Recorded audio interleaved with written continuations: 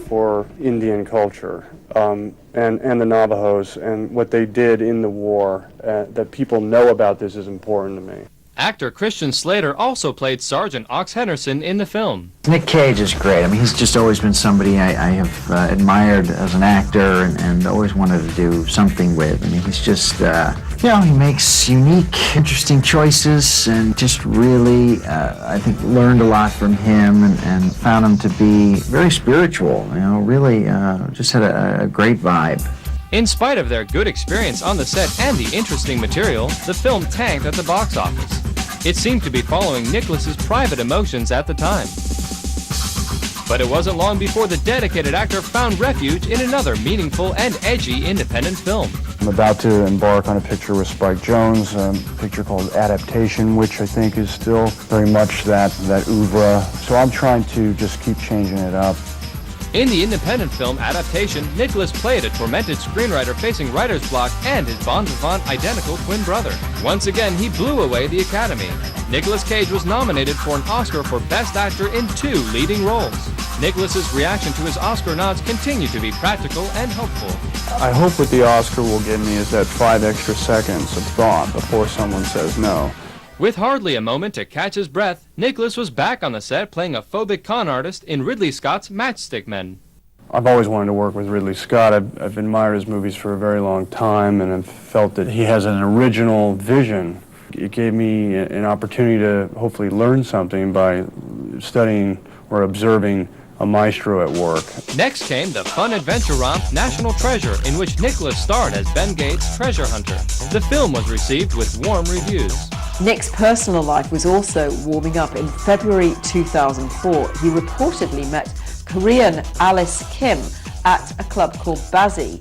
The impulsive romantic was smitten with the lovely Alice and began frequenting the upmarket, upscale sushi bar where she worked as a waitress and hostess. Then one night he presented her with a diamond. 2 months after his divorce was final and less than 6 months after he'd begun dating Alice, the couple were married in July 2004 in a private ceremony in Northern California. While making The Weatherman in early 2005, again Nicholas drew on the method and went deeply into the painful divorces and separations he'd been through to play Dave Spritz, the hapless weatherman who had also separated from his wife in the film.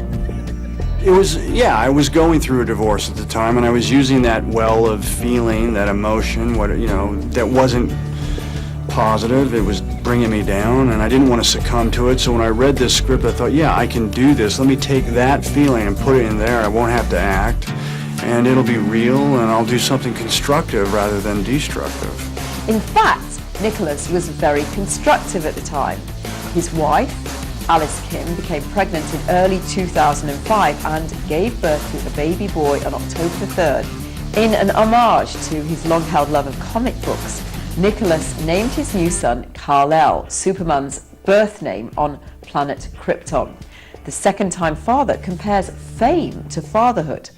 It's kind of like parenthood in that nobody can really prepare you for it. This is great, but then you realize the huge responsibility of that. Nicolas Cage certainly appreciates all the opportunities his life as an actor has given him. I've been very happy with the way things have turned out, and I can't complain. I mean, basically, the movie career has given me a lot of ability to do things I probably wouldn't have been able to do, so I'm happy.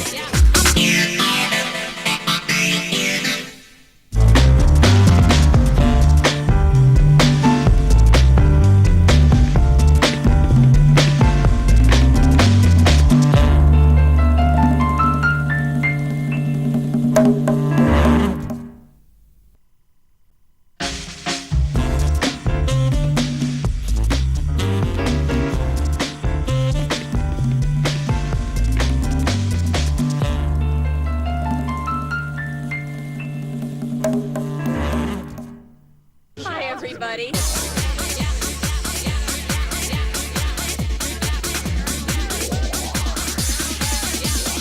Sharon Stone, the beautiful blonde actress, is the one woman on Earth who can claim that she brought the world to its knees just by crossing her legs. This simple rearrangement of her lower limbs catapulted the unknown starlet into full-blown international superstardom. The year was 1992, the movie Basic Instinct. But the sultry actress already had lived a complex history before that decisive Hollywood moment. Born on March 10, 1958 in Medville, Pennsylvania, Sharon Stone grew up the second of 4 children. Her strict factory worker father and homemaker mother encouraged their shy, bright daughter to do well in her studies. I think when I was a young girl, I was very much of, introverted and studying my school books and not a very physical kid. Young Sharon found a remedy for her shyness by performing, and she invited friends and neighbours round to do little acts and plays for them, using her family's 2-car garage. When one door went down, the other door would go up, revealing an entire stage set designed by the aspiring actress. And as well as acting, the young Sharon had another passion: horses. You know, I'm a tomboy at heart. The teenager found a great release galloping through the open countryside. She loved it, but her daring spirit left a permanent scar. One day, the horse she was riding cantered under a clothesline, tearing the skin at the front of her neck. The traumatic accident did not interfere with Sharon's reign as queen of her high school spring festival or her early graduation in 1973. With a reported IQ of 154, the 15-year-old attended Edinburgh State University in Pennsylvania as a creative writing and fine arts major. Professors and friends recommended that the brainy bookworm pursue a career in law, but Sharon could not shake her love for movies. I think if I filled out one of those, you are suited to personality things, it would probably lead me back to, actress. I think that's really, I am best suited to do that. At 17, the young Sharon Stone quit her job as a counter checkout girl at McDonald's and decided to become a model. At 5'7½", she was beautiful. She went on to become a Ford model, soon appearing in print and TV commercials. In 1980, Sharon made her movie debut in the non-speaking role of Pretty Girl on the Train in Woody Allen's Stardust Memory.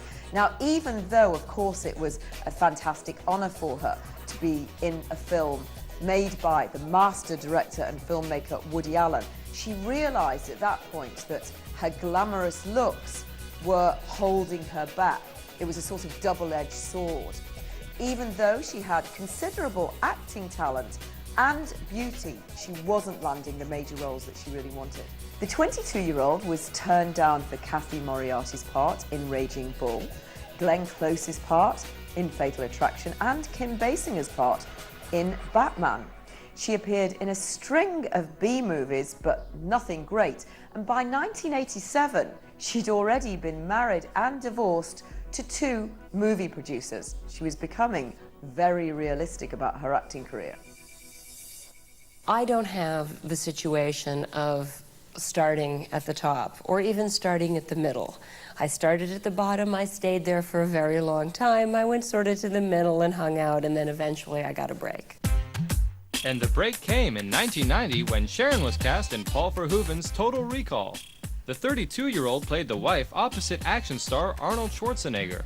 Not only did this new role launch the hard-working actress into a category of acting that was taken more seriously, the part also gave Stone the opportunity to learn as much as she could from her megastar leading man.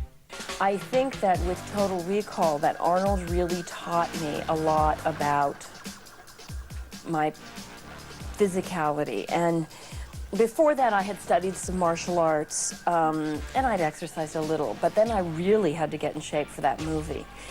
And then doing that movie with Arnold, who is certainly the finest action star that there is. I mean, there's this incredible finesse to him. I think it really taught me a lot about how to be in a movie in general. And I think that there's so much adrenaline when it's a physical thing, I just love it.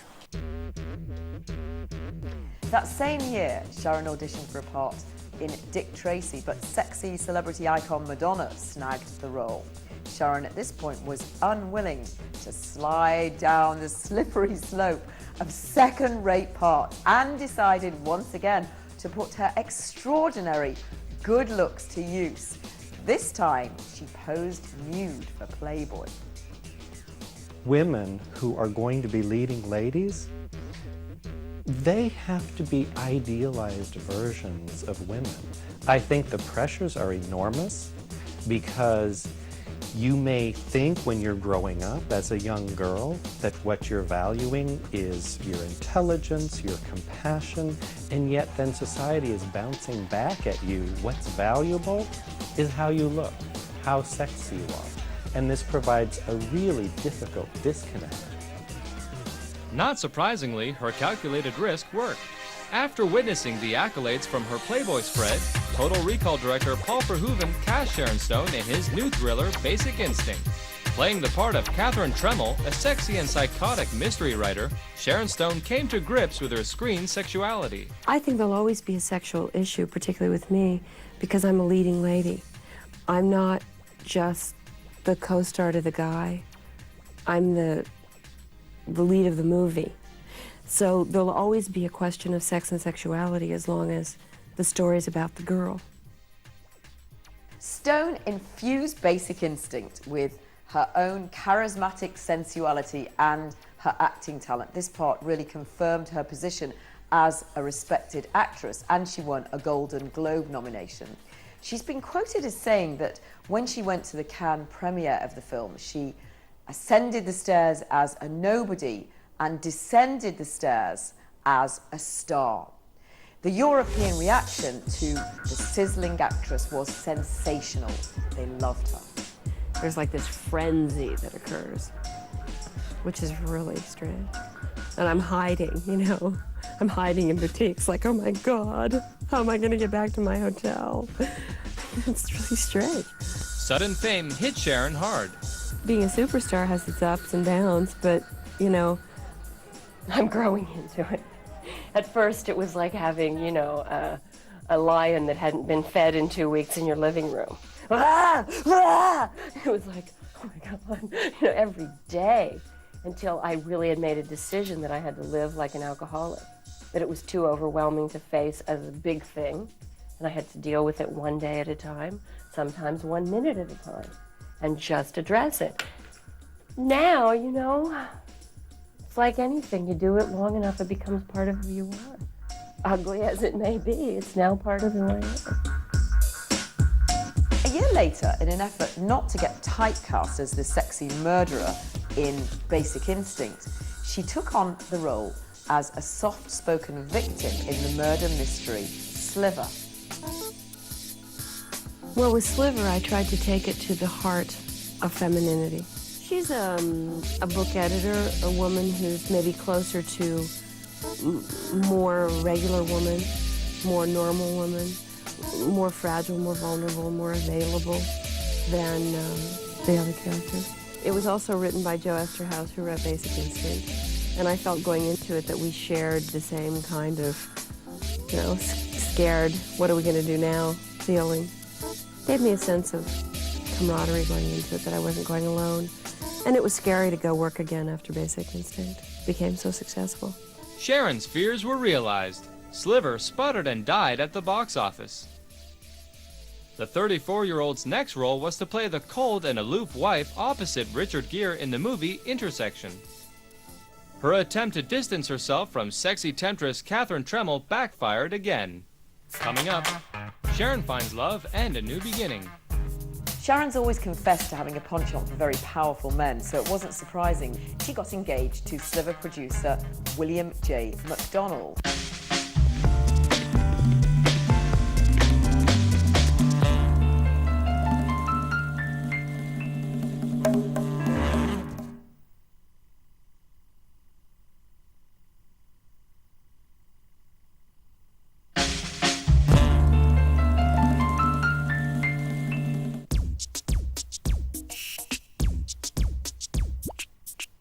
Sharon's always confessed to having a penchant for very powerful men, so it wasn't surprising that in 1993, she got engaged to Sliver producer William J. McDonald. At that time, she decided that in her career she would take a 180 degrees turn and do some action. She starred opposite Sylvester Stallone in The Specialist, then going on to make The Quick and the Dead, a Western opposite Gene Hackman, which she loved because she could once again experience her passion for horses. I got to ride every day, go out and blast around the prairie with my horse and rope with the cowboys in the barn and, you know, have a beer at the end of the day and wear my same dirty clothes and wear the same boots I wore the day before that are comfortable and broken in and, you know, just,